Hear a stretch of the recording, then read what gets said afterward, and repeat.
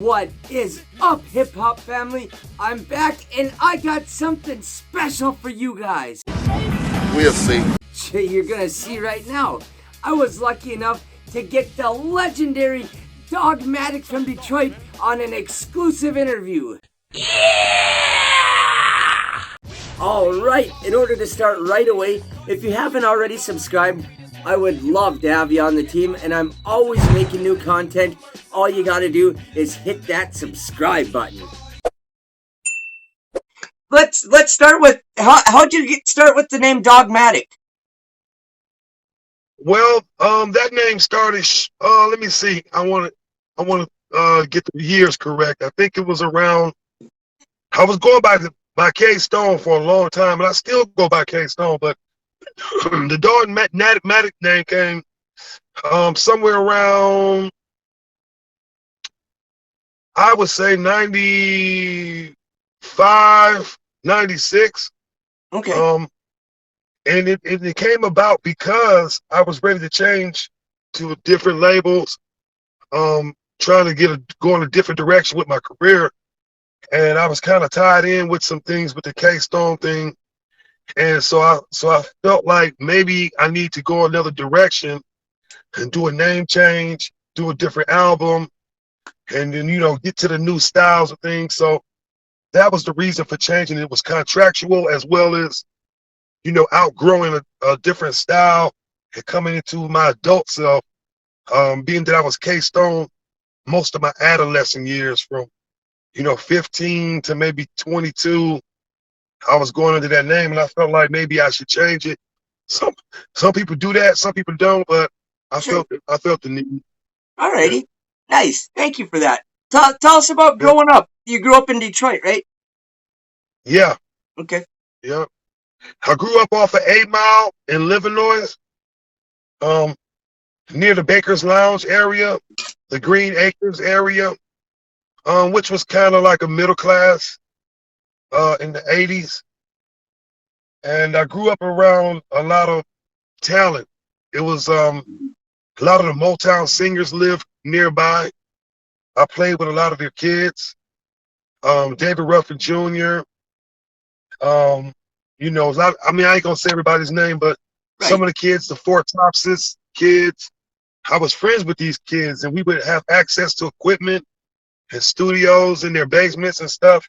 So I fell in love with music early on, man. So growing up in Detroit for me was cool because I grew up in the Motown area where all those types of acts live. Right. Yep.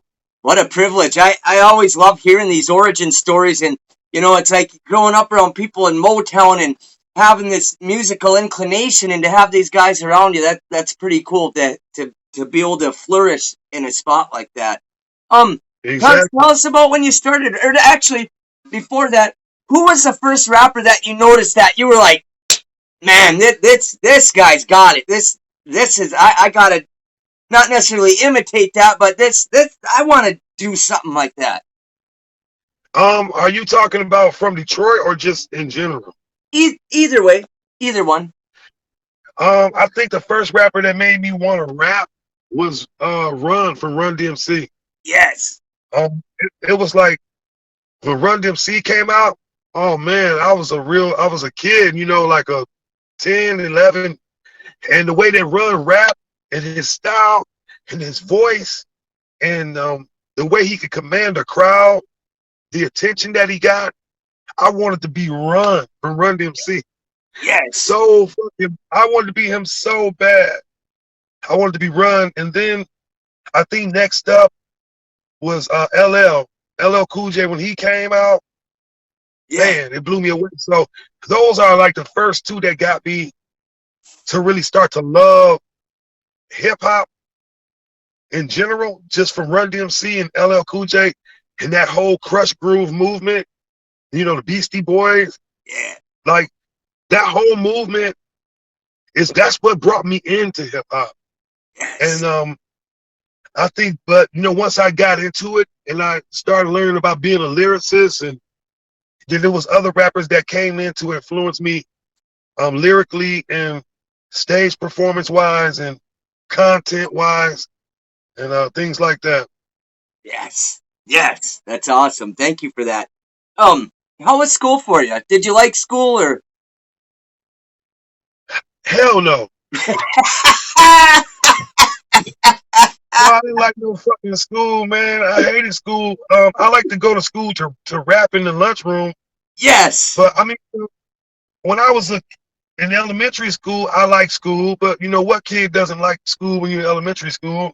Right. And you know, I think I was too smart for school. I Yes. think that I got bored. I got bored, and I started getting in trouble. And all I wanted to do was make music. And Yes. I did do a lot of reading. I did a lot of reading, but man, I failed all my classes, and I had a hard time in school with the curriculum, with all that shit, man. So I think I dropped out in like the 11th grade, in which I only had like one more year to go. But I ended up, getting in the music industry early on, and even though my mother wasn't approving of it, I kind of dropped out and just did music. And in 11th grade, man, I went on tour with MC Breed. That was the Yay. beginning of it. Yeah. Oh yeah. That's awesome. Tell us about that because I know MC Breed's a legendary MC too. Like how did that go? Well, I had a record out in Detroit. Um, I think I might have been 15 when I dropped the first record called Motown. I don't know if you can still find this. I It's hope called so. Motor. It's called Motor City Sire. Motor City Sire. And then I dropped another record called Hot to Try. Now, this whole time, my brother, who was a hustler, he put money behind me and was like, I'm finna make my little brother a fucking star, and I appreciate him for that. Shout out to 5X. So he was paying to get these records pressed and taking me to the studio and paying for all that shit. So when Hot to Try came out in Detroit, it killed the airwaves. We were on the radio 247. And so from there, some of the hustlers that my brother knew said, "Look, man, I got some people I want to plug in with, and one thing led to another. I got signed to Bryant Records, and Bryant Records was a label from Detroit that was established in Atlanta, though, and they were hooked in with Ichiban Records, in which they got me a deal with that label. And MC Breed was the only artist that they had at the time on Ichiban Records. He was signed to them first. I think he was the first rapper they may have had. And then I signed with him next. And MC Breed was like, "Yo, I'm from Flint. He's from Detroit. And we linked up in Atlanta. They was like, this your new label mate." He said, "This like my little brother. I'm gonna take him with me. He from Detroit. We both from Michigan." So I ended up on the 20 Below tour with Yes. DFC. It was K-Stone, DFC, MC Breed, and this was during the Gotta Get Mine era, Gotta Get Yours. And so that was my first tour. And so what are you going to do when when your dream is right in front of you? Are you going to stay in high school, or are you going to go on tour with MC Breed? Right. I pretty much told my mom, like, "Yo, I'm already like 2 grades behind. Fuck this shit. I'm going on tour." You know what I'm saying? Yes. Yes. That's awesome. And you know Yeah.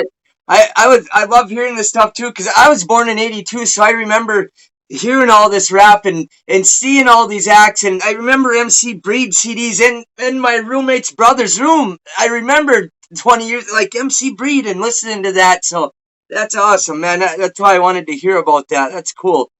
So you always wanted to be an MC. You knew at a young age then you wanted to rap, and that was it. Yeah. I think I knew early. Man, I knew when I was maybe um, about 13. I definitely knew I wanted to be a rapper. Yes. Like yeah, I was like, yeah, I'm gonna do this. Yes. And my brothers, I'm the youngest of four brothers. You know, I got four brothers ahead of me.